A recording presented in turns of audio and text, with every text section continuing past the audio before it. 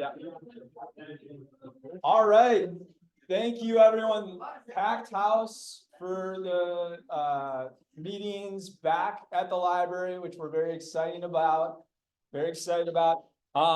We do have a new start time, so we appreciate you guys coming out early, and we will wrap by 8:30 because Lou is nice enough to hang around a little bit late with us to make sure that everything goes smoothly. But I do want to hand it over really quickly to Judy, who did a ton of work to make this happen, along with the support of others, and yeah. So I'm just here to introduce the library staff who is here to tell us, hopefully, that we're welcome to be here. Because I pushed really hard to let us meet here. So Nancy is in charge of all the library facilities, and Susan does everything that I know about for the library. I don't really understand everything, but she has all of my photographs that she has put on the database. So why don't you two come up here and I will say the chairs were all lined up and very regimented, and I came here and messed them all up on purpose. That's very library. Straight chairs. Yeah. Hi everyone, I'm Nancy Bender and I'm the branch services supervisor, and I just wanted to stop by to mention a little bit about what's going on with the branches. I brought with me some library card applications, so if there's anyone here that doesn't have a card but would like to apply for one, I'm going to leave these out so you can take it, fill it out, and bring it in whatever time. And then on the back, these are brand new applications. They also have the OPA Plus or self-service part of it right on the back as well. So you can get a card and you can get access to our self-service locations, of which Ocean Park is one. Will you explain what that is? Yeah, so Ocean Park and Fairview are currently self-service locations only. So what that means is when you come in, there's generally like no staff to really assist you. There are a few staff in the building for safety reasons, but basically you help yourself when you're in the branch. So you scan your card to get into the building, and then you can use computers, browse, check out items, pick up folds, whatever it would be. So this location is that, and also the Fairview branch, and soon the Montana branch will have a few hours a week of that as well. So people really like it. It's generally quieter. So people like to do some research and studying and that kind of thing. So it works out well. I did also want to mention quickly our literacy program. The library has an extensive literacy program throughout our locations, and it's one-on-one tutoring for adults. We have family literacy programs, and we have the very popular Tech and Task. And this is just a drop-in weekly thing, so you can come in if you need help with devices or writing a resume or whatever it might be. And these services are available to us through a grant. And what I always like to say when I talk about our literacy program, like, you might not need those services. You may not need to learn how to read stronger, do an application, whatever, but maybe somebody in your life does. So if you have a family member, a friend, a coworker, refer them to the program. It's absolutely free for anybody that wants to use it. And then finally, I also brought our monthly calendar for May. I'll leave these out as well. So this lists everything that's going on at all of our locations. And it also has the hours on it as well. People sometimes say our hours keep changing, and that was kind of the case, but they've been the way they are for at least 6 months or so now, and they'll stay the same for the foreseeable future. But all of our monthly calendars have that information on them, as well as all of our programs for adults and kids as well. So I'll leave all of these out here if you want to take anything. Does anyone have any questions? Yeah. Yeah. I'm sorry, let me just talk about this, but so this branch here, I have my card. First of all, is the card that I have, well, you wouldn't know this, but like, when does it expire, or, you know? Yeah, so cards expire every 2 years, and you should get a notice either by text or email or a call letting you know about a month before it expires to just come on in and renew it. Okay, Yeah. and then this branch here, I want to go upstairs and just kind of get a book and sit and read. Can I do that, or is it not open for that yet? So it is for people who have applied for the self-service access. You can absolutely do that. Yeah. So it's like, you have to come and get a book and then go? No, you can absolutely sit and use it for sure, like anytime during the library hours, noon to 8 or 10 to 5 on Fridays. So you can use it that way, but you just need to have that approval before you can use your card to scan to get in. It's like a separate process. It's really quick and fast though. It's just a short application, tells you kind of how it all works and what you need to know about if you're using the library. Okay. And you just sign it and then we get back to you in about a day and say, hey, you're approved, you can use it anytime. Do you sign it here or do you do it all online? So you can do the form online, but I also brought these applications, so it's on here as well. You can fill it out and sign it here. And then take it to any full service location and they'll sign you up. Get your card and get you self-service as well. I have a card now. Oh, great, yeah. So you can just do the back for self-service, or you can do it online, either way. Okay. Yeah. Okay. I know it's not an intuitive process when you say self-service at a library. Yeah. But it was really the only, because of all the staffing cuts and budget cuts, it was really the only way we could provide access to some of the libraries. Very creative. I congratulate you. Thank you. Thank you guys. Well, we're doing a test with it at Montana beginning in July to see if, we originally looked at the Open Plus self-service product because we thought it might really appeal to some people who would want to be in a branch early before anybody else is there when it's quiet. A lot of people don't like to be in the branch when kids are running around being kids. Yes. Which we try to explain to people. I mean, there's gonna be noise in branches, but between 10 a.m. and noon at Montana, people will be able to come in and read the paper, get on a computer, read, pick up their holds, and in the self-service locations, Nancy's not kidding. It's almost like you have your own library during the day on occasion, so you need a quiet place to hang out. It's not bad, but obviously, we've all been reading the newspapers and messages from the city manager.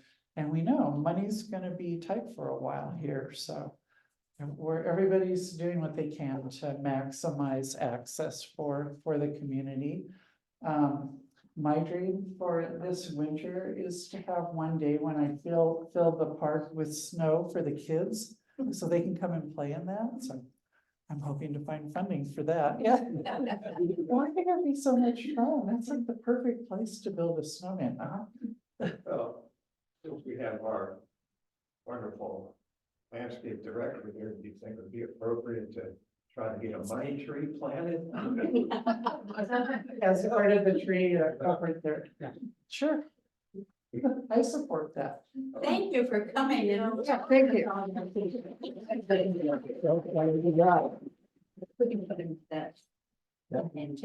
Thank you. Very excited to be back. Thanks so much, guys. Packed agenda tonight. For anyone who was wondering, Sean is in Paris and among the, art and those kinds of things, it sounds like he saw the Taylor Swift concert as well last night. So we're pumped for him. Anybody that I haven't met, I'm Robbie.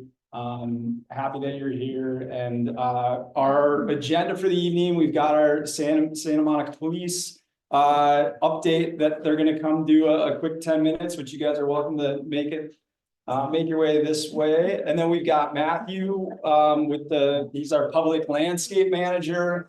We have an update from Waymo. And then also we have Megan Gamble join us with the hospitality department. So All right. I'll turn it Thank over you, to Robbie. the crew. Hi, good evening, everyone. My name is Officer David Wang. This is my partner, Officer Edgar Navarro, and And I'm Helena Vallejo, because if you have not met me yet, I'm the crime prevention coordinator. So I actually want to give a little disclaimer because we just moved into a new record keeping system. So we're actually having a whole change in the way that we look at our stats, the way that we review them. And even if some of you use our website to look at some of the data, there's some funkiness happening there, so bear with us. With that being said, I'm still learning the system, so my stats are not the most updated. I was able to get stats up until May or April 30th, so the last day of April. But from May forward, the system didn't integrate. So. Just want to be For next transparent. month, yeah, full Uh, transparency. Yeah. For next month, I will have something better for you, and I apologize for that. So I'll go over just what I do have.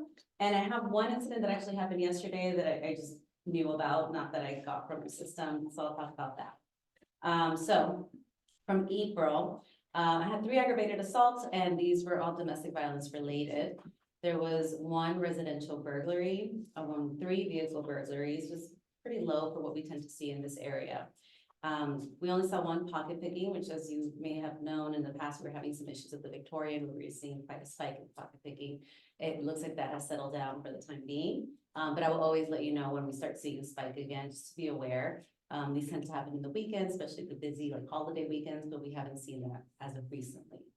I also mentioned that we had a special problems unit, and they were doing some enforcement in the area and doing some activity there, so it seemed to have helped. We also saw 2 auto part thefts, 2 motor vehicle thefts, and 1 commercial burglary. And then for the incident that I saw yesterday, this was at Hotchkiss Park. It was around 1:30 in the morning. The 2 victims had been hanging out at a bench there, and they said that they were approached by 3 male subjects. 1 pulled a handgun and asked for their property. They took some, I believe, cell phones, some money, took some items from them, and then ran off. So there's an open investigation at this time, and police were able to get a couple of things from the scene to start the investigation. And the victims were not harmed, luckily, but they did lose some property. Any questions, any concerns, anything, we can talk about while we're here? Yes, Are ma'am. there any issues with the parking structures downtown?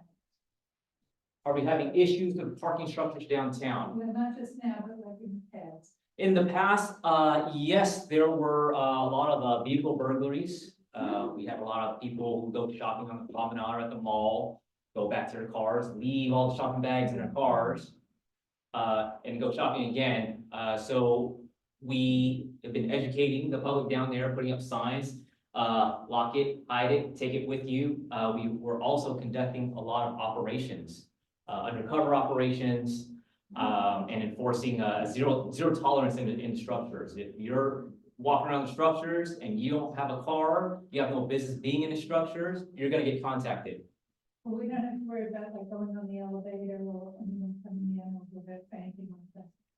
As far as elevator, as far as like just general security, you know, we haven't had any issues regarding elevators. We do have security and our what we call PSOs, public safety officers. They do periodic checks, and if there's someone sleeping in an elevator or just loitering around there, they'll be asked to leave. And if they don't leave, then they'll be detained by us. Mhm. And we do encourage that if you see any suspicious behavior, as he mentioned, if you see individuals that are kind of wandering, anybody, or we tend to see people kind of loitering in the stairwells, report that. Make sure you're calling that into dispatch. So we have our public safety officers who walk around those areas. And so they can be the ones to make that approach and just have them move on. You don't have to approach, but you shouldn't approach anybody yourself, but just make sure that you report any suspicious activity. And technically, it is a crime to be in a structure without a car. There was a hand that went up somewhere here. Oh, yes. Catholic converters. You know, so I saw 2 auto part thefts. I didn't see the details of what they were, but what I've been seeing lately have been license plate thefts. I've actually haven't seen many of the catalytic converter thefts. These type of thefts, they kind of ebb and flow. It's usually depending on the metals inside the catalytic converter and how expensive or how the value, it's gonna change throughout the year. So sometimes we see it kind of calm down, and then we'll see a spike. So we had a spike end of last year, and then it kind of simmered down, and I haven't seen a spike in a while. So hoping it stays that way for some time, but yeah, currently it's been pretty calm. And to prevent that, we're gonna try to collaborate with a local auto shop. What was it, 9 and them, yeah. What Etch It Cash. So we'll do is we'll coordinate with this auto shop and have an event there where they'll etch the license plate or the VIN number of that vehicle onto the catalytic converter itself. In the event that does get stolen, we can track it, trace it back to the owner. So we're working on that, but that trend of cattle converters have declined. I think the biggest thing about that was we really got people thinking about the fact that it does happen, and people are calling. Now, 2 o'clock in the morning when they're hearing a power tool, they're calling as opposed to just saying, hey, that's weird. And because people have the right mindset, they're parking the car at the right spot, they're trying to find a well-lit area, because the mindset was out there, I think that also reduced it. Yeah, So we thanks are to all you guys. more well aware of it. There was a hand that went up in the back. Yes, yes, hi. Hi, okay, I'm gonna shift gears a little bit. Okay. I think with the catalytic converters, there was a nationwide bus. I think late last year that might coincided with the reduction of the crimes, but. anyway. Probably one of the factors, yeah. Yeah. Exactly.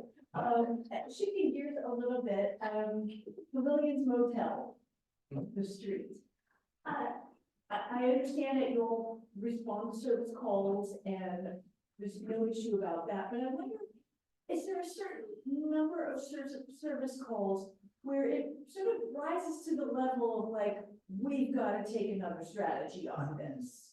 There is actually, we can't really speak on it, but there is actually a lot of involvement from multiple departments in the city right now. And that is based on just sheer number of service calls and talking to neighbors and incidents that are happening there. So the city attorney is involved, and so is code enforcement. Yeah, I live across the street from there and it's always been very much of a nuisance. Yes. No doubt, and as I was talking with one of the officers before the meeting began, there was a period several years ago when it was completely shut down because of prostitution and drug dealing and all kinds of unpleasant activity in the area, so I think there's nothing more than folks wanting it shut down and to just go away. And I know we've had a conversation with city attorney, and you're definitely free to contact that office. They're always open to get more information and to have more of a discussion and to tell you whatever they can tell you. So their office is available for you to contact and hopefully get more information directly from them. Any last questions for the officers? Yes, there's some. Yeah. Good to see you. Thank you so much for coming out. Thank you. Good to see you in person.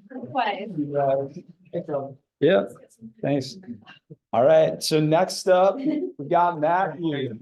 I'm just gonna get your deck pulled up.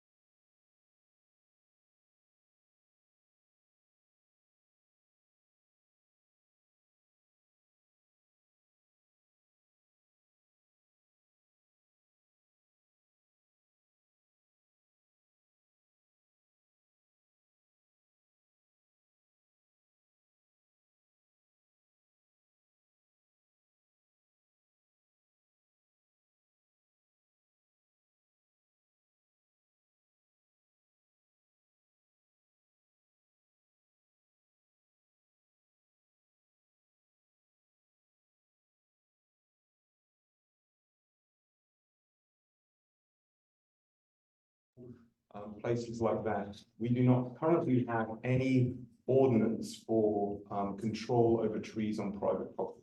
You get called a lot of times because people are seeing new development, there's trees that are being removed for new development. We know, I mean, your neighborhood in particular is those tiny little beach houses are being removed and much bigger structures are being built. And unfortunately, there's no room for trees on those land a lot of the time. Some people plant new trees back, but a lot of times we're seeing trees to be removed. Just want to be clear that we don't currently have an ordinance in the city to protect trees on private property. from people. If you own a tree, if you own property and it's your tree, you can prune it as you want, you can remove it as you want. People do call me and ask if I can do something about it when they see the tree being removed. Unfortunately, right now we can't, but the Urban Forest Task Force, Jerry's here, is something that they're trying to push for because they do think there should be more control.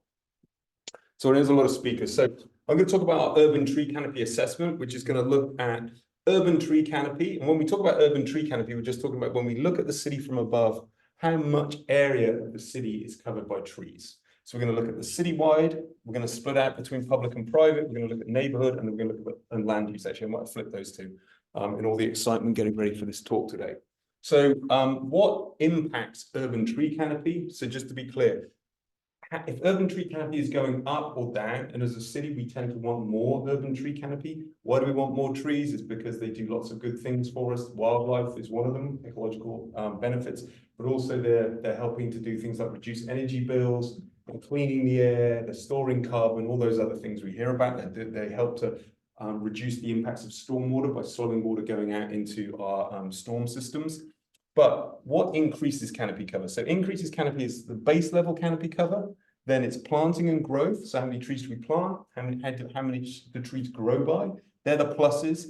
The minuses are removals, people cutting down trees, and also pruning. People sometimes forget about that. Pruning has a big impact on the amount of canopy cover. Everywhere you go, I'm seeing, unfortunately, tends to be on private property, but trees very badly pruned. Gardeners tend not to be that great at pruning trees, to be honest. And that's also pushing down canopy cover. It's not just people cutting them down, and that will dictate whether canopy cover is going up or going down. And then this is always a big question: who regulates, who monitors?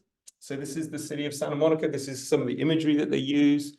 But this is citywide urban tree canopy. So in 2014, we had 13%. So 13% of the whole land area of Santa Monica was covered by urban tree canopy. That went down between 2014 and 2020. And there's one positive of COVID that we found out with our canopy data is due to the fact that there was less development, due to the fact probably the city was pruning less as well. But other factors, people were spending less money on trees, they had less money to cut trees down and to build things. Canopy cover actually went up a little bit. So, but overall, we're still losing canopy cover, but it's not awful. But just so you know, a good number for urban tree canopy, obviously,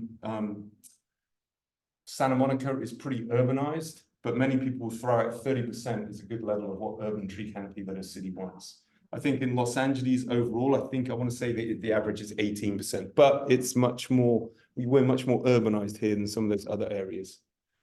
I'm curious, do they use drones to go and map it out? It's usually airplanes flying over. They're taking digital imagery with airplanes. I'm not a GIS expert. I just take the data and use it. We used to use, it used to be LiDAR going over. And now, before we used to only do urban tree canopy studies, say once every 10 years. Now we're doing them every 2 years, and that data is becoming much cheaper to get, much cheaper to provide, and we're picking it up much quicker, and we can do these assessments on a much more regular basis at a fraction of the cost that it used to be. So and they can get enough detail to determine what's public and what's private. Yeah, they can do that just based on land use. So they can, using the zoning information, they can zone out what's on basically public land, what's on private land, and we have the data for that. So again, when we break into that, this is kind of what we're looking at in terms of tree canopy. Again, you can see it went down, but then it crept up again a little bit because of COVID, I think is the reason. But just to be clear, we still lost in the city about nearly 3,000 trees in that time frame, and that's about 24.5 football fields. Just to give some context to it. Was that primarily due to home building? I'm going to get to that. This is the exciting part of my presentation, so if you bear with me. The good news about Santa Monica is that about 45% of the urban tree canopy is on private land, 55% is on public. Why is that important? Because the 55% on public is managed and protected by the municipal code. We still have people, we don't tend to have people removing public trees, but we do have people pruning public trees on a Saturday and a Sunday, and then we only find out about it later on.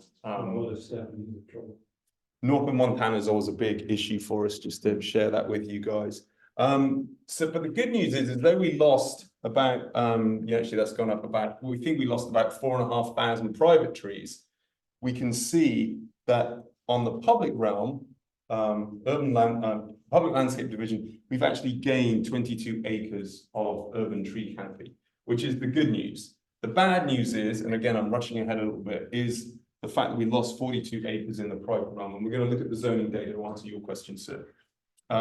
So the reason I have this slide up is the reason it's important to look at what's going on in the public realm and the private realm is that politicians, I will say, people talking about trees, we're not going to be able to outplant tree loss in the private realm on public land. We don't have enough room. We only got enough room for about another 1,000 street trees. And in our parks, we don't have a lot of park space as a city. If I start planting trees in parks, I could get people calling up saying that's where me and Tommy play soccer on a Saturday, or that's where we play baseball and things like that. So if you think about our parks, they're very well used. We don't have a lot of space for additional trees. So I want to be very clear on that, is that we really do have to do a better job, I think, in Santa Monica of protecting good quality private trees. Or as part of new development, making sure that, there's a natural turnover of housing, right? Is when we do create new housing, is that we're thinking about either preserving good trees that are already there or planting new trees as part of the development, but not forgetting about them completely. But this is to answer your question. That loss is all on those single family residential lots. That's where we're losing the battle. And I see it time and time again. This is actually on the corner of Santa Monica Boulevard. And actually, I think that's 14th, right? Because the school is just over. This used to be a nice Himalayan pine.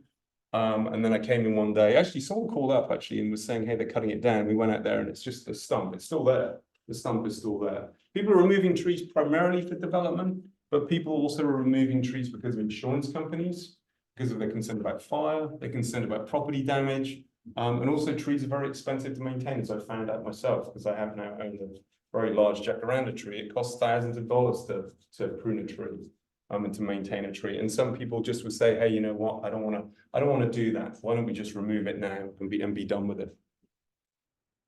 They also use a fair amount of water, which of course for incentive. Water's another big issue as well. This is what's going on in Ocean Park. Normally, this has been the same since I've been here. Is the neighborhoods that are losing the most and probably where we see the most development is north of Montana and the northeast neighbors. But Ocean Park, 1% loss is still significant. And I think you're seeing development out there in this neighborhood, right? Again, some of those smaller homes being removed and much larger structures built. And what we found out in here, as I just make the comment, is that the neighborhoods with the most private urban tree canopy are the ones that we're seeing the greatest losses in. And again, that tends to be because they have more trees because they have bigger space. And therefore those being more impacted by development. And certainly since I've been here, you're seeing a lot more sort of mansionization, as they call it, going on over in Noma. Oh, yes. In some occasions, some trees are diseased and they are removed by the city. Correct. So currently there's one on Cloverfield Boulevard near Pico, between Pico and Pearl, I want to say. Okay. And there's a sign on it like, it's diseased and. Is it a big ficus tree? I think so. Yes. And it has some wart disease, whatever it is. But ultimately, my question is, will the city replace it? Yes. Okay. So we're removing a lot of trees right now because of a thing called sooty canker, which is taking out our ficus trees. We're removing a lot of trees on 22nd Street right now between Pico and Ocean Park Boulevard. But yes, we are removing those trees. We've got to remove it quickly. We're trying to stop the spread of the disease. Yes, we will be replanting, but we won't be replanting with the same species for two reasons. One is because we think the disease is still going to be sitting probably in the soil and can still spread from other trees to the new trees via root grafts. And number two is because where they've been planted, there's not enough space for ficus trees. So what's the alternative tree? They were planting carrotwoods and Afrocarpus, which is fern pine, but we had a meeting just this morning with the Urban Forest Task Force Species Subcommittee. So on the meeting at the 22nd, which is that next week? I think it is next week, right? and the main library, we're gonna have a discussion about the replacement species, because members, the people who live on 22nd Street are concerned about it. So we already, as part of our urban forest master plan, we have species selection, we have a primary species and a secondary species for every grid segment in the city. So every city we have that. So if people can look at that, and if they're concerned about it, they can come to the task force, and the task force may or may not agree with them. And if they agree with them, then they can ask for the species subcommittee to review that. So we have a sort of a natural governance or a governance process to change species, because it's all codified within our master plan. If you want to find out more, let me get to the end of the presentation, because I'm cognizant that I'm already maybe overrunning. If you want to find out more about our urban forest, this is, if you just put Santa Monica Urban Forest in, here we have a community engagement map, and you can just tap on that and it shows all the trees in the city, and you can actually just click on them and it'll show you what the species is.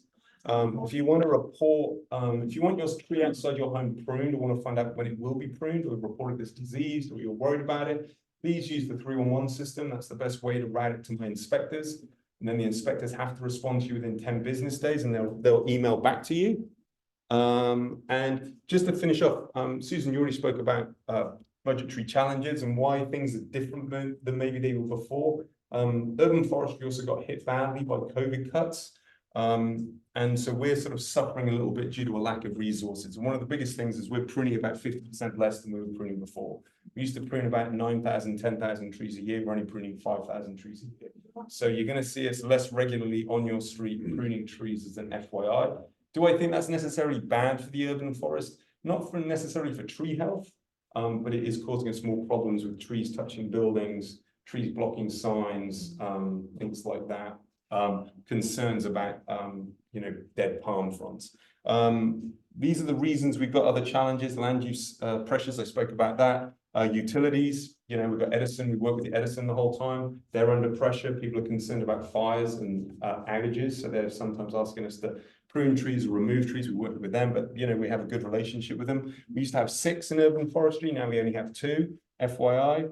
And we've already spoken about that. In terms of private tree canopy, what the problems are, I think we've spoken about this, but development, there's no private tree ordinance, costly maintenance, water concerns, which is something gentlemen already brought up. And obviously there's no natural generation of urban trees. So if we just cut them down, they tend not to return out of nowhere, which we get in forests, for example, which we rely on. And that's the end of my presentation. You'll be pleased to hear. And that's my contact details. But I'm open to questions. Thank you.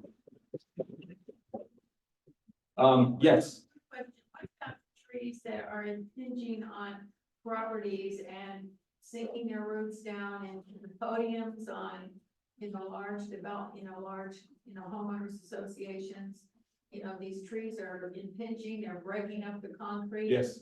And so if you can submit a 311 for that, we'll come out and have a look at it. And if we think that it's, it is the public tree that's causing the problems, we don't get involved if a private tree is damaging people's property. But if it's a public tree that's damaging the property, we'll direct you through our claims process, where you can claim to make the repairs. And that goes through the work has to be pre-approved. And that's the best way to kind of work with our loss adjuster. We come out, for example, I'm going out on Wednesday because we've got a lady who's concerned about a tree damaging some of her pipes and stuff. So I'm meeting with the risk assessment group. It's happening to Sea Colony too. We've got a lot of trees. Yeah, and I've just seen a claim come in from Sea Colony. Yeah, So right up against the building, and it's, the roots are going down to the concrete and down into the. all I'd advise to do is if you've got that concern, you have to file a claim. I would get with risk and file a claim, Okay. so we can work through providing the correct paperwork, so we're not guessing after the fact, because people sometimes do a lot of work and then no one knows what was there before. Yes, at the back, sir. I noticed right here at the Ocean Park, right into the ocean, so just by Station 26, there were a number of like 40-foot palm trees. It looks like the bottom was cut off, and they're like 5 feet tall now. Were those new ones that were put in? Whereabouts is that? Right where Ocean Park hits the ocean. So like on the beach side, Yeah. there's I don't know if that's, we manage that, if the county does. There were really big palm trees and now they're really short, but it looks like the bottom was cut. Do you know what happened there? I don't, Not in a bad way. I don't recall us removing any palms on Ocean Park. I mean, we have them in the median, right? Yeah, this was like on the beach. So On like the- just outside of Paris. On the beach itself, so I think if you're talking about that little plaza there was some disease ones we removed a while ago. So those little short ones are basically the replacements. But their palms are very expensive. So if you buy those tall ones, they're super expensive. So that's why we have to kind of buy smaller ones and then let them grow over So it was time. interesting because they were very short, but looked. They don't like babies. They have like their full palm and stuff. Well, yeah, they kind of go up like, yeah, because they're not like normal trees. They're like, their grass is actually palms. So they call them palm trees. Matthew, I think we got time for one more. Oh, one more question. Yes, Jerry, you see me enough. Go on. It has to do with private property, and also designating perhaps, designating what we call heritage trees. Trees that have significant value for aesthetics, particularly, when you're dealing with private property, setback, usually there's a front lawn or front area. And if there is, and there's a significant tree on there, which is to be determined. Is there coverage from the city? And I think you said there isn't, that there's no coverage from the city to save that tree that may be significant, like it's a really big orange tree or whatever it is. Currently, no, that's correct. So we have a heritage tree program, but that's just for trees on public land. And that goes through the Urban Forest Task Force. We do have a couple of landmark trees. So like the big fig tree at the Miramar, for example, that's a landmark. We've got another one on 9th Street, and we've got another one, unfortunately, that's in decline up on, I can't remember which street. So I think it's on Oak, maybe it is. But yes, currently that's the only way to get a beautiful private tree protected would be to give it, for it to become a landmark. But I would say that our planning department is very reluctant to do that. What, I didn't hear you. They're very reluctant to go ahead and do that because they deem the landmark status to be for buildings, not for trees. Well, I'm saying be proactive, maybe on your part. That when it's a front lawn area. Like I said. But like I said, I've gone from 6 people to 2 people, and this is the planning department issue. So because a lot of people keep coming to me saying that I should be doing more to push private tree ordinance. I think it's the community that needs to push our planning department to do it. I don't disagree with you, sir. I don't disagree with you that we should be doing more from the stats that I just showed you. So thank you. Thank you so much, Matthew. I know Jerry, we probably, what a very proud, right? Real quickly, I just want to say what a good job Matthew's doing under rough circumstances, but I thought maybe you could give the time and the location. It's going to be at the Santa Monica Main Library on May 22nd. Every other month, the Urban Forest Task Force meetings and the public's involved at 6:30. And from what I understand, the woman that's going around talking about what's going to be done if there's a big park when the airport closes. Yeah, And that would be a great presentation to get a lot more trees. I think you're gonna get the groups and the you good if everybody comes. So yeah, all right. Thank you very much for coming, Matthew. Yeah. Thank you. All really interesting things. And so now we've got Amanda joining us from Waymo. Amanda, I see you on there. Can you hear us okay? Yeah, definitely Okay. close to the screen. So I might need your help with some of the folks that are in the room. Yeah, let me pan the screen. We've got quite a group. Can you see everybody? Yeah, I can. Thanks so much for letting me come and present to you guys. I believe my colleague Alexander has presented twice. So he must have been doing something great. I hope I don't end our streak. So I'm on the public affairs team at Waymo, where we work to help the community understand what Waymo is up to, and how to access, us in case you have any questions. So since the last time Alexander was at this meeting, we have launched public paid rides. There's still limited access, so individuals still need a code or to be taken off the wait list in order to ride with us. But it's now a 24/7 service that covers about 63 square miles of LA. If it's okay, I will share my screen just to show everyone. Sorry if you have to see all my browser tabs, but this is what the service area looks like. So if you download the Waymo One app, you will be able to see this kind of in a more navigable format, where you can enter in your trip details, your pickup and drop off location, and it'll tell you if you're within the service area, you know, how long it would wait, how long it'll take until a Waymo comes to pick you up.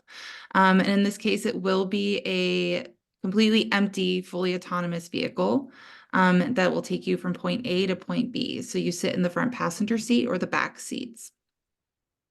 And I Sorry, believe, there was a question from the audience. They were just asking what Waymo is and might be worth spending 30 seconds on. totally, yeah. So Waymo is a fully autonomous, which just means completely empty, basically, vehicles, and you access it kind of like ride hailing. So like through an app, and basically we're trying to give you a ride without any human operator in the vehicle. So you could not have your driver's license, you could be legally blind, you could be impaired, you went out and had a couple drinks. You never sit in the driver's seat. You're always in the front passenger seat or the back seats. And the idea was formed by engineers back in 2009, because we're losing about 40,000 people every year on our roadways. And a lot of these crashes in which we're losing people are preventable. They are also, a majority of them are due to human choice and error. So that could be speeding, driving distracted, driving drowsy, driving while impaired. And so we posited the theory that if you remove the human choice from the driving equation, that we could make roads safer. I think it's also really important to note that 50% of all the fatalities on our roadways are actually people outside vehicles. So we're not just thinking about this from making roads safer for people who are inside vehicles, but everyone that we're sharing the road with. So that's pedestrians, cyclists, you know, people using motorized scooters, and everyone in between. You know, we've seen every single type of vehicle. And vehicle-like contraption. And so that's a little bit about us. What we're doing in Los Angeles and Santa Monica and, you know, the 63 square mile territory that I had shared on the screen earlier, is offering those rides for fares for people who maybe can't drive or don't feel safe using other modes of transportation. And so I'm here in the capacity to just let you know about that update. We did share recently that we're doing about 50,000 rides a week. That's not just in LA. We have services in Metro Phoenix as well as San Francisco. But LA is up and running, so that's really exciting for us. Additionally, we also have a wheelchair accessible vehicle that can be hailed through our app. And right now Waymo is subsidizing those rides entirely. So we have a supplier that operates manually driven wheelchair accessible vehicles exclusively for our riders. And so if anyone is interested in learning more about that, I'm happy to either find time one-on-one or over an email, just to explain kind of how that works. I see a question in the chat. How many Waymo cars are active in the LA area? Yeah, I mean, that's kind of always shifting. But we have several hundred vehicles in our fleet across our markets. So San Francisco, LA, and Phoenix, about more than 600. And we're running 24/7. So, you know, not all the vehicles are going to be out on the road at once. They might be going back for a charge since they're all electric, or getting serviced. You know, we work with AutoNation and Avis, are a couple of our partners, who help, you know, check air tire pressure, you know, all the fluids. They calibrate all the sensors in between charges and going out and serving the LA community. So yeah. several hundred. I don't know if you can see, but a couple other hands have popped up, Amanda, so, maybe Yeah, Aaron. do you want to be my question Sherpa, since it's kind of hard Yeah, to? I'm happy to help, yeah. Okay.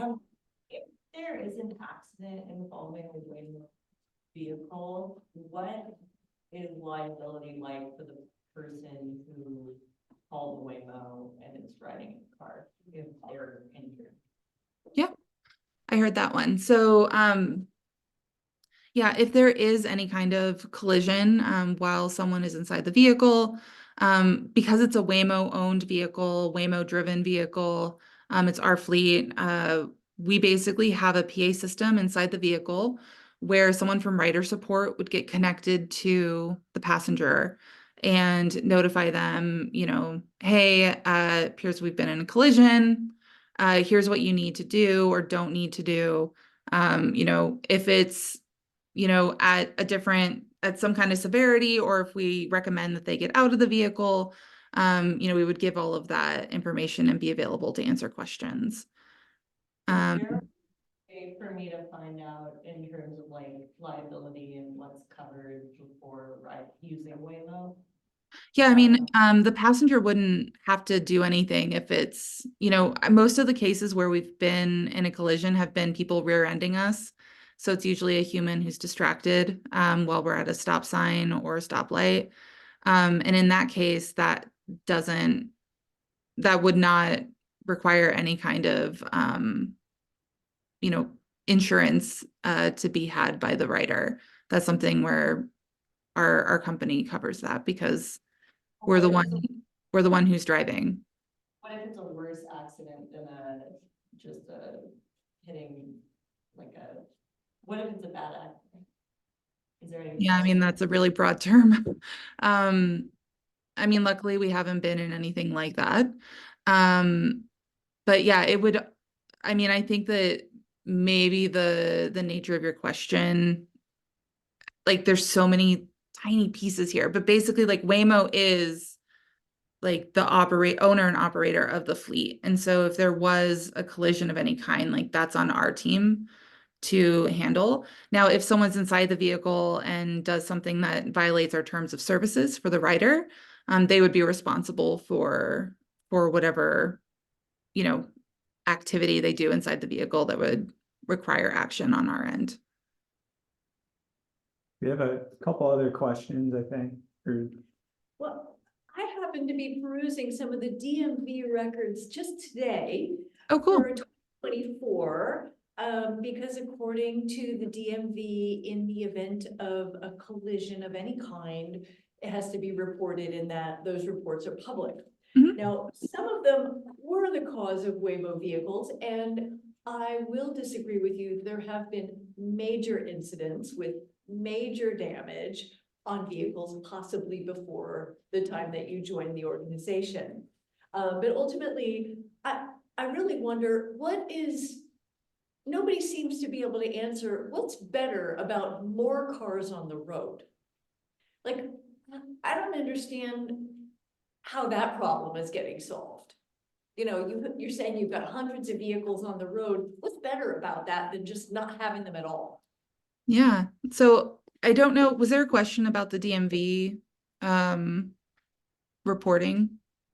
Well, I mean, I took some notes about a bunch of incidents just this year that were caused by the vehicles while in autonomous mode.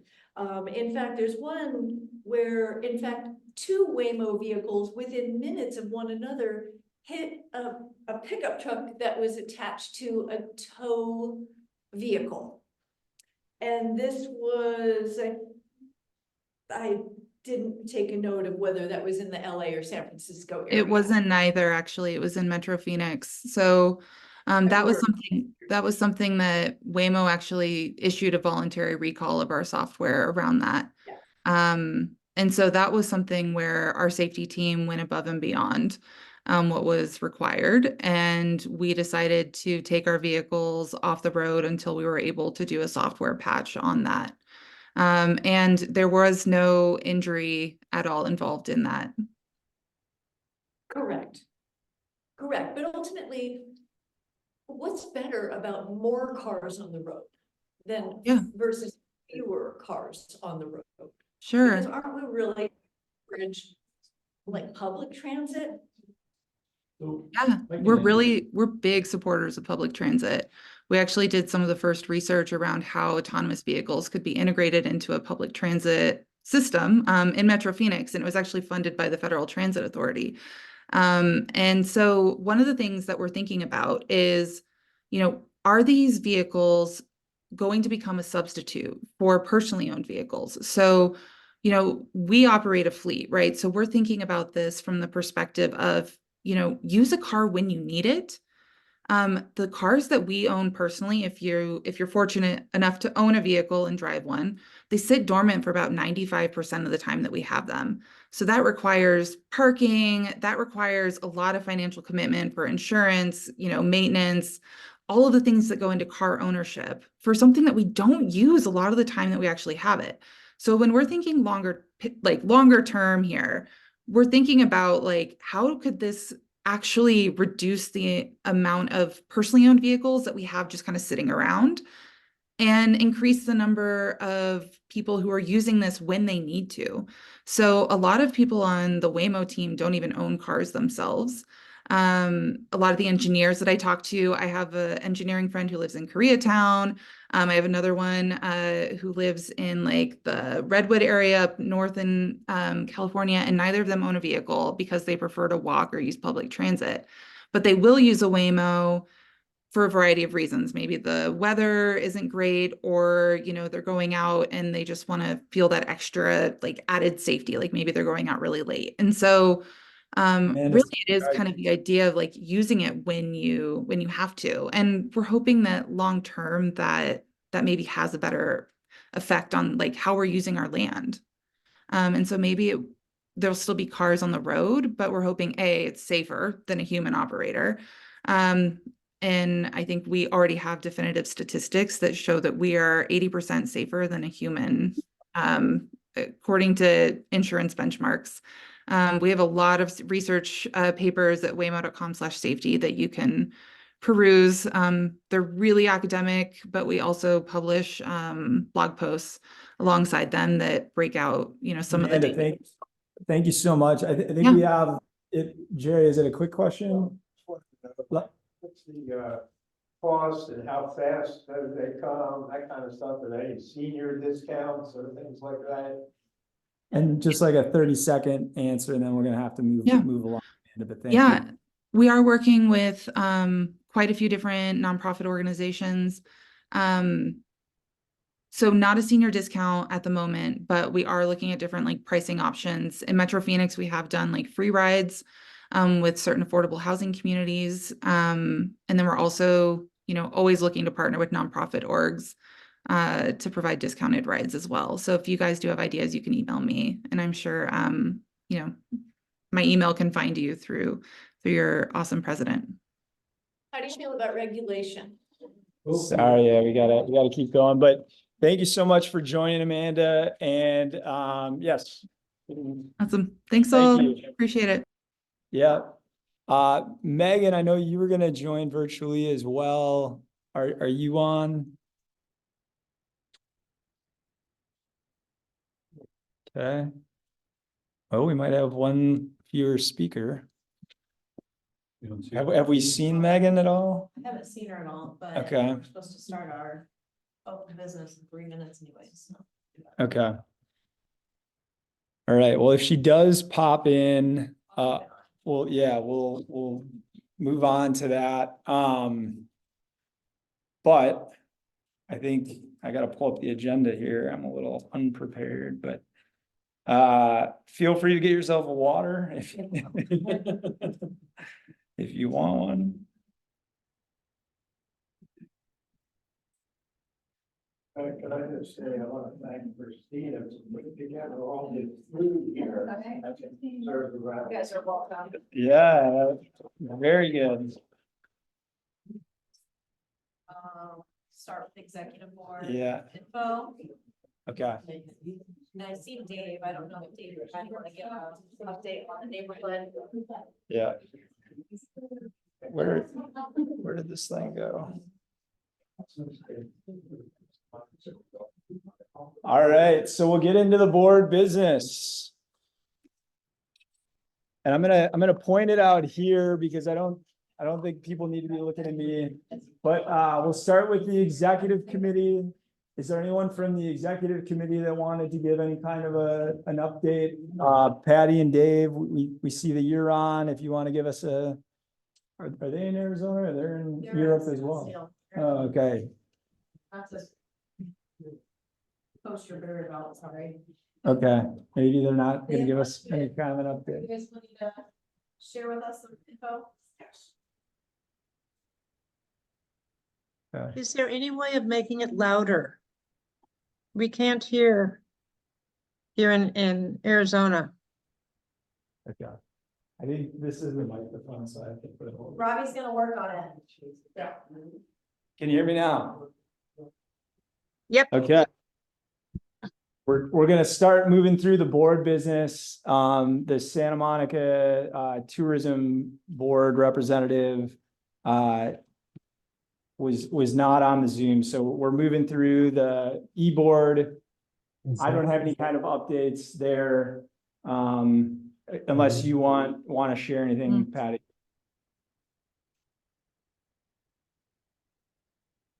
Seems like no. Okay.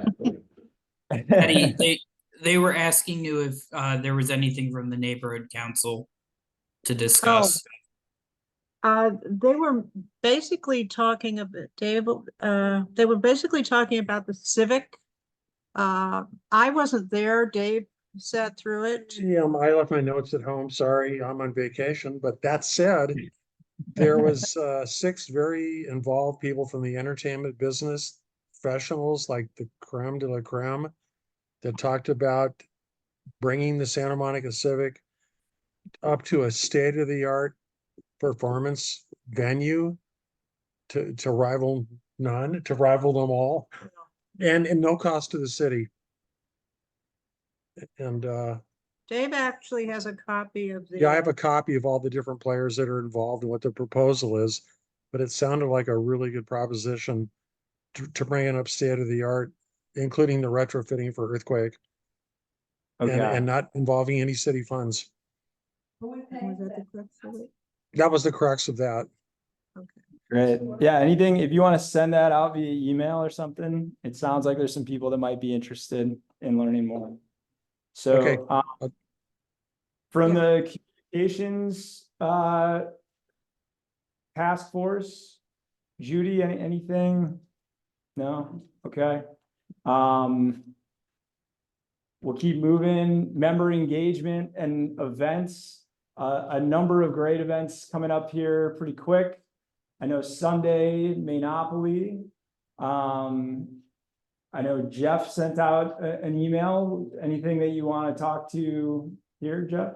Well, just, over the years, only 1 or 2 stores on Main Street ever contributed to put their logos on the poster for the parade. So I was hoping maybe if you had connections, they could approach some of those places. Just left. Again, I couldn't hear him. I'm asking people to drop $500 to be a sponsor in the parade. There's only been two other retailers that do that. I still. Yeah, Jeff's just, he's repeating the email that he sent, trying to get sponsors on Main Street. I don't think we have perfect audio, Patty. I'm Okay, I sorry. know, it's just, Yeah, it's frustrating, I bet. Okay, anybody else, from an events perspective or any other ways that we can help Jeff? Dave has, We can help Jeff. oh, Jeff? Yeah. I helped Jeff too much. Meetings are coming up with the city, so we'll be in full momentum like this coming week. Okay, that's awesome. Plenty of opportunity to be involved. Yeah, anybody that doesn't know, Jeff runs the 4th of July parade. We have Dave's Team OPA Beach cleanup coming up June 9th. We have Make Music LA June 21st, 2 to 6 p.m. If you guys have bands, connect with Dave. The Pico 10th anniversary celebration is June 29th. There'll be OPA tabling. Fourth of July parade, solstice, July 13th, and Day of the Dog, September 9th. And that's all in the open newsletter. Did I get it all, Dave and Patty? All right. No, Dave's giving the thumbs up. All right, that's good. Okay, so nothing else from those committees. We'll move on to task force updates. I did mention, so the Main Street Committee, we've got Monopolies coming up Sunday, right? Anything that we should make sure to comment on? I am on all those calls, and Monopoly is really organized this year, very much so. And if you want to go to it, you need to sign up and be a part of it. And what you do is you go around to different restaurants and you get different food. And That's all that's on the video call now. They left. Great. Okay, anybody else with any kind of Main Street updates? Looks like Stella Bar space found the tenant. Oh, We're hopeful it's close, so we'll see. Do you know what's gonna be? No. Just know that there's been expressed interest through the city. Great. that's good. And then as long as we're kind of talking that area, thanks, John, for organizing and getting OPA to support the, the work on Nielsen to at least understand what could be done. I know you think that that's the first step and more to come, right? So we at OPA, and me and Sean and Mark Morgenstern, remember him, and Robbie, have been really concerned about pedestrian safety. And a couple weeks ago, a cyclist got hit by the Wells Fargo's, right down on the south end of town. And she was injured badly. It caught the attention finally of Councilmember Zwick.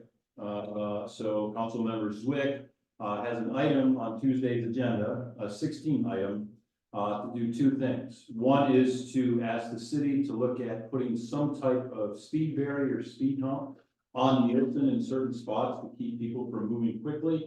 Most importantly, the 16 item is to instruct city staff to work together to start to prioritize, right, making Nielsen Way and the surrounding streets much safer. So the city now has our neighborhood in its sights, as well as on Lincoln, to be able to, make it safer for people that are walking and rolling. So that's what that was about. And we just wanted to make sure that we sent our support. So thank you, everybody, for saying yes. Great. Robbie? Yeah. David doesn't know this probably, but they've started restriping Ocean Park Boulevard at Lincoln. The last couple of days, Friday, I guess, and Saturday and today, they're working on that intersection. Dave, I don't know, did you hear that or no? No? Yeah, we got that. saw it when it started, before we left. Great. Any updates from the arts task force? No? Okay. Appreciate it. Ian, any kind of an update on the diversity task force? Judy, do you have anything to add on the network? So next month, we're gonna have two, hopefully three. It's coming to me, we're gonna have Keisha from Santa Monica, Kira from Santa Monica Black Arts Association, talking about what that organization does. And we're gonna have Reverend Janet from the Church of Ocean Park, talking about racial justice. Then there's gonna be a gentleman who's a long time, Santa Monica businessman, who's been here for a long time. We had a number of businesses.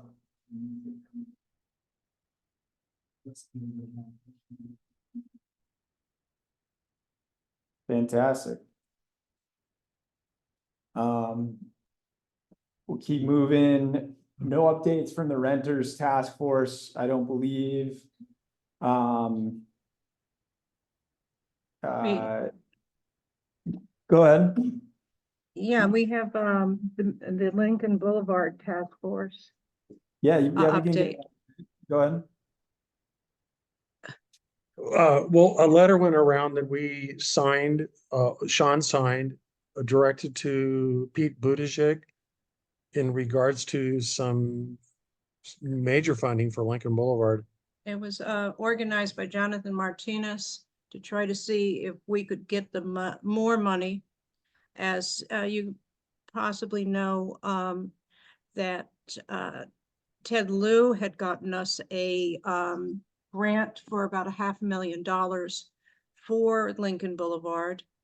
And I know there's going to be a meeting David has put together on Wednesday, the 22nd, down here in the library at 5:30 for the task force to review, perhaps putting together a survey and see where we're going, how we're going to move forward with this.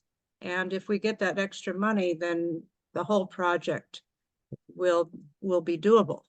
Otherwise, it is a series of priorities for safety mainly. So if you're interested, be there on Wednesday, the 22nd. Yep. 5:30, right there. Literally Thank you, right Ben. here. Great. All right, I'm going down one list here. This is an older agenda. The education task force, anything that, We finally have a crossing guard at Lincoln and Ocean Park, which makes me so happy. So many people have worked for that. And I think I've annoyed the city a whole bunch too. So all the stuff that's happening at Lincoln, I feel like that's affecting that. So very happy to see our elementary students crossing Lincoln with a crossing guard. That's the big stuff. School ends in 1 month. So it's what we call Maycember in school where everything is happening. And we have grad night coming up, and a big thanks to OPA for, doing a donation to help keep our community safe and keep our graduates on San Mohan campus. That's the big stuff. So yeah, maybe this is the right time. I know Jeff sent an email out prior to tonight about, was it the Santa Monica Daily Press was looking to? Yeah, they wanted us to support the high school graduation. Little ad. oh, they wanted to buy an ad to say that. Support. Gotcha. Graduates. Yeah. We did support the grad party, right? Yeah. You were aware of that, right? Now that you're on the list, they're gonna keep asking. Need to get off that list. Okay, I don't know, so it sounds like some people are saying maybe not. Is there other people that strongly support the idea? It's 100 or so. I think the price list was on it. It's 150, take out a page. Yeah. I mean, I wouldn't give a full page. It's just something to say. Congratulations. What is it that we're looking to support? I couldn't hear that. Yeah, Jeff sent out an email, and the Santa Monica Daily Press is essentially selling ad space to say congratulations to Santa Monica High graduates. And so Jeff was just asking the group if that's something that we want to support. And we were talking about, the previous support that we have shown and Okay. what the right dollar value is there. So I don't know. It doesn't sound like there's a ton of people like jumping to do it, but maybe they are. So like maybe we get this over email, we get other people trying to. Yeah, listen, like I said, I think the price list was on there, For an eighth of a page, it's $195. You can say, OPA congratulates the class of 2024 or whatever. but it's under the $250 threshold, so we can probably discuss that on email unless someone wants to make a motion. If they're like super We could shocked. afford to do that. Do we need a vote? Of course we do. But we could afford to do that if it's that much, that little amount of money comparatively. I support this, that's this much, the money can be better spent. Okay. Without a motion, let's let it be decided over the. We gave money to grad night. Yeah, Yeah. Looks good. yeah, and that's kind of where I'm at too, is that I feel like that was the right way to do it. That probably has more impact. It has more direct impact on our community, keeping our community safe and our graduates celebrating. So. Yeah. Okay. Abe's not here tonight, or is he online, Abe? Yeah. No, he's not. Okay, was just gonna ask, any other emergency preparedness? Oh, I want to ask, John, are you dealing with, safety on the bike path? Cause you know, you got all those, weighty scooters, like vehicles going down the bike path. Well, after our last conversation, it will be on the agenda. Huh? It will be on the agenda after our last conversation. Thank you. great. I think Ian asked Aaron or anyone else with any network updates that you guys want to share. Yeah, so we've been talking to Patty about this, but, we have like 106 people on our email list at this point, and about 20 to 40 people coming to our events, which has just been like incredible. So Michelle, who's the co-founder, and I, we have started the process of developing our own 501c3 nonprofit, and we're really excited about it. And yeah, it's scary, but it's really exciting. And just thank you, OPA, for giving us this platform to develop this. We're currently looking for board members, but people who want to be incredibly like active board members. It's been such a big undertaking, so that's the step for us. And for anyone who doesn't know, we're working to build the LGBTQ community on the west side in Santa Monica, and do events to bring together the community, and with the goal of doing like educational events down the road. So we'll be fundraising as soon as we can. Awesome. Congrats, guys. That's exciting. Yeah, very cool. Yeah, so get in touch with Aaron if you're interested in supporting there. And then when's the next event? Do you guys have it planned yet? or- Yeah, so we're doing another Lula's event next Thursday, the 23rd, right? Yeah, so that's just the gathering of Lula's. We've done, I think will be our third one. And anyone welcome, allies are welcome as well. And we just did a great, gathering at, Hotchkiss Park. We had a big, LGBT picnic. Very cool. Played football and had fun. Awesome. Awesome, guys.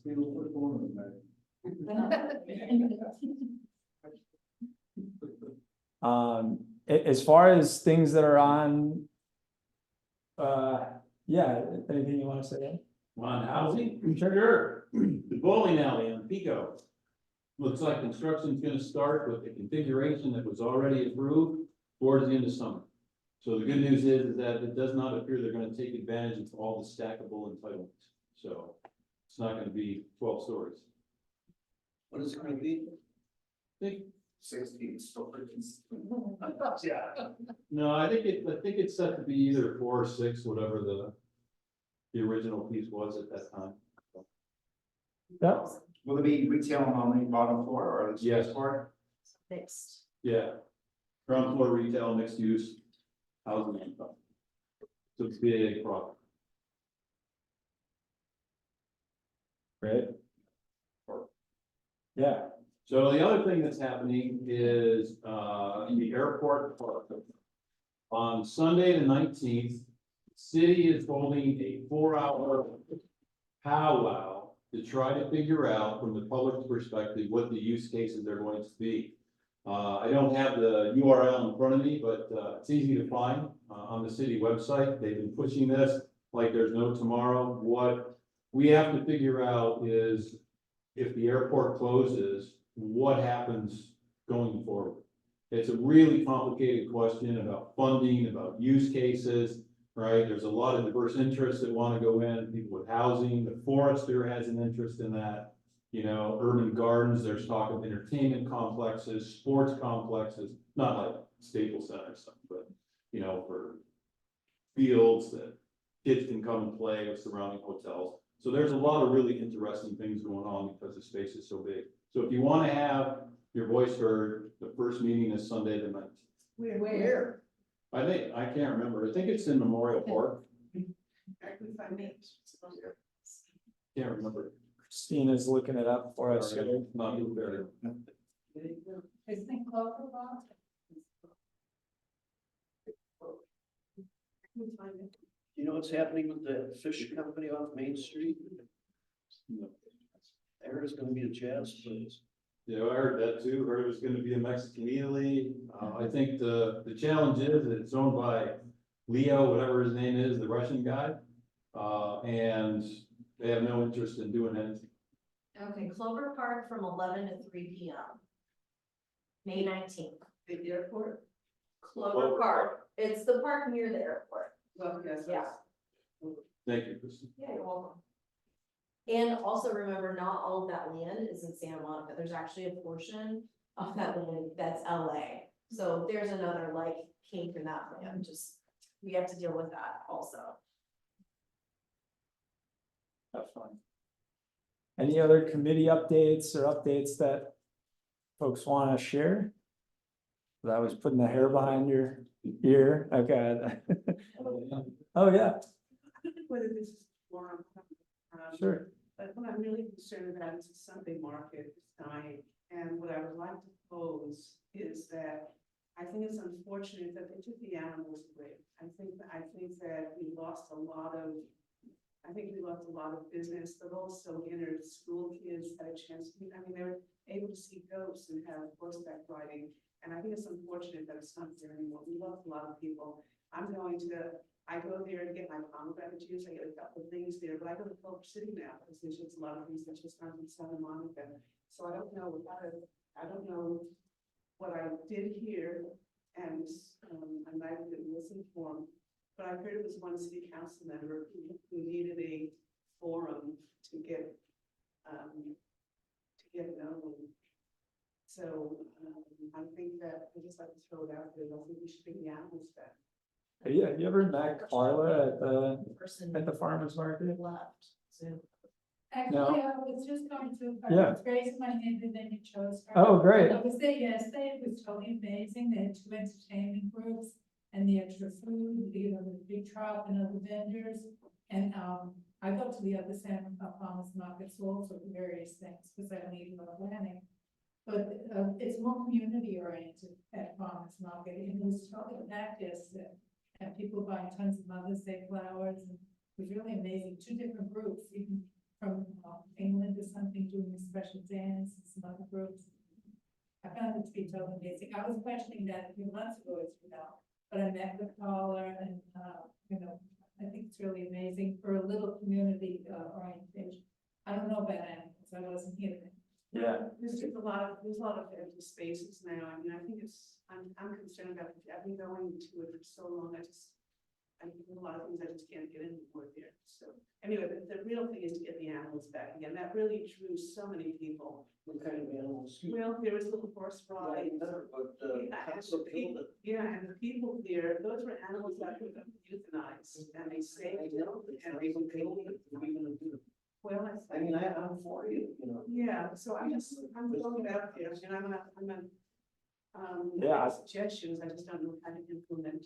Yeah, the reason I was asking, the reason is if you've spoken to Carla, she would know what like the ordinances are. But, maybe if you guys bump into each other next Sunday at the market, or plan to meet up, then maybe you could meet her and. She's usually there at the information booth. Yeah, okay, perfect. Cause I don't know exactly rule wise what that is. This is different than having a dog at the market, right? Yes. Okay, cause I think that's a rule now, right? You can't have a dog at the Were you market. here when the animals were here, when the horses? I don't personally remember that, no, but. Um, There was a penny. Yeah, pennies too, that's exactly.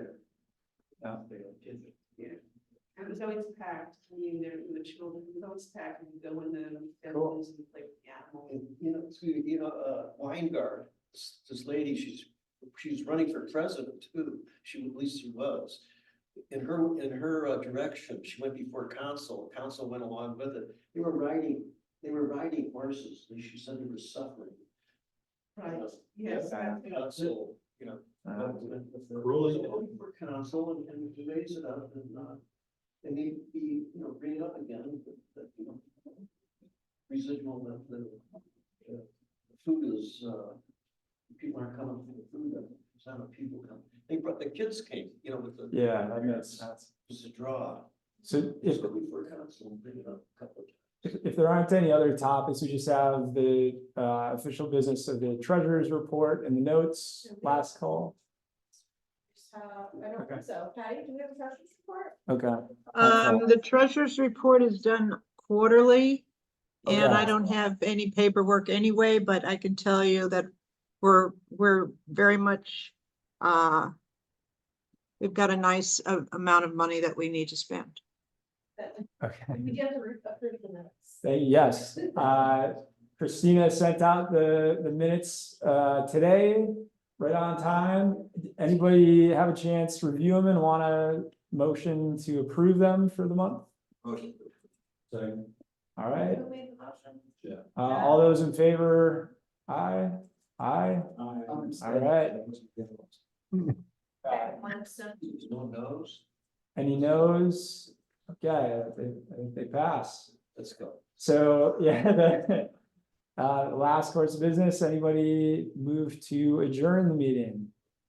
Move to adjourn. All right, I don't know. we got a second? I think that was Jeff, and I think Aaron seconded, she put her hand in the air. Thanks so much for coming. We will be back I'm gonna try the next background. time. Thanks for taking some time out of your vacation, guys. Okay. Enjoy. Cheers. Look. There we go. Just about, I'm sorry, I missed the part about the Santa Monica Civic. Oh, sure. Okay, leave meeting.